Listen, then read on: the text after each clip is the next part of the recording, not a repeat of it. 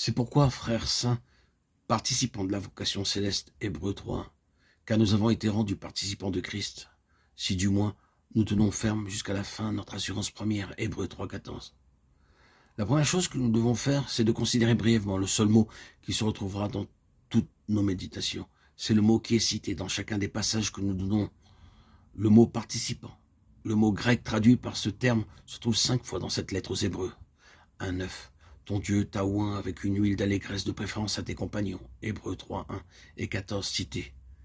Hébreux 6,4. Ceux qui sont devenus participants de l'Esprit Saint. Hébreux 12,8.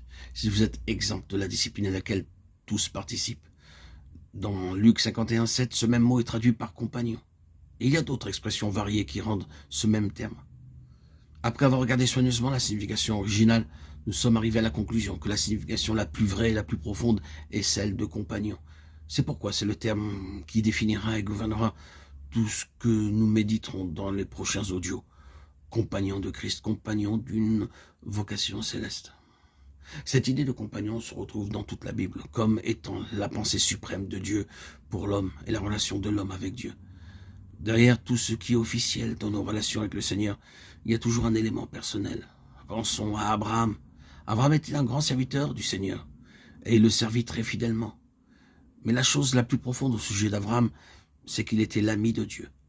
Dieu parla de lui comme de mon ami, Ésaïe 41,8. Ce terme entraîne l'idée d'un compagnon de Dieu. Moïse était un grand serviteur de l'Éternel, et l'Éternel parla souvent de lui en disant « Moïse, mon serviteur ».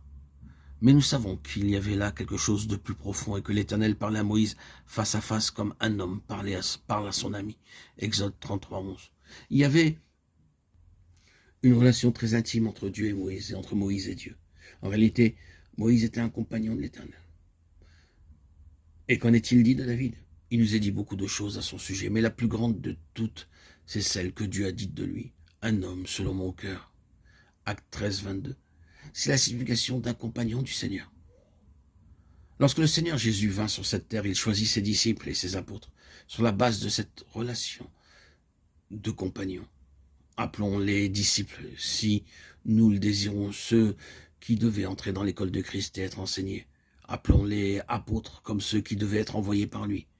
Mais le sens le plus profond dans leur relation avec lui, c'est qu'ils étaient ses compagnons. Vers la fin du temps, qu'ils passèrent ensemble, il leur dit « Vous avez persévéré avec moi dans mes épreuves » Luc 22, 28.